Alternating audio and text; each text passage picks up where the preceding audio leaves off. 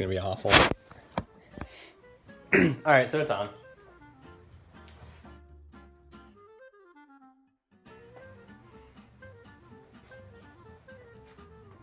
Oh, hey! My name is Wyatt Jordan, and for my project, I went to Seaside, a small town. I went to Seaside, a small town on the 30A in between Destin and Panama City Beach.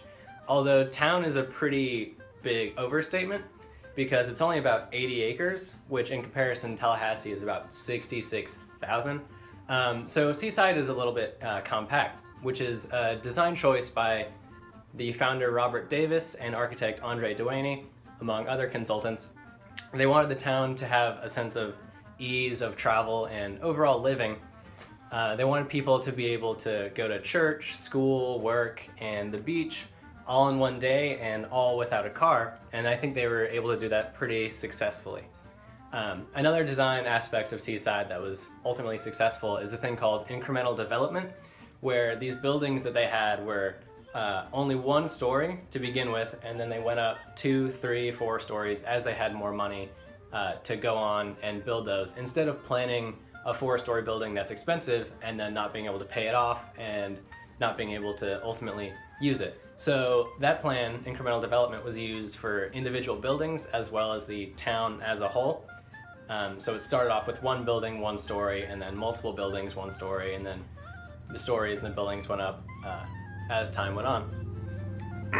And that same sort of incremental method was also used in their business models, where their businesses like the grilled cheese shop or a cafe or a clothing shop will start off in a small building or in a trailer by the beach, and these buildings are sort of a space that these businesses can use as like a proof of concept to show that their businesses will work. And once they prove that, they can move on to the bigger retail spaces like Sundog Books, the record store and bookstore that's like in the biggest 2-story building at Seaside.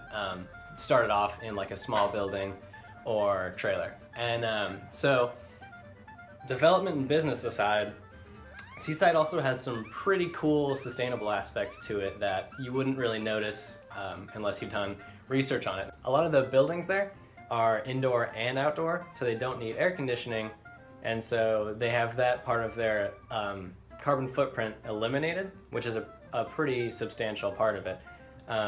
Also, a lot of the roadways are paved very narrowly, so the sides, the little margins of the roads are still made of like dirt or grass, whatever, a natural area, and when there's rain, it absorbs all of that and takes it all in. So there's no infrastructure for absorbing rainwater at Seaside, and the middle area of Seaside, the whole amphitheater, is one big, pretty much holding pond, one big field of grass, and all the avenues lead to it. And so when it rains, when there is a flood, anything like that, water pours down into the middle and it absorbs all of it, so that there's no chemical runoff, there's no erosion or anything like that.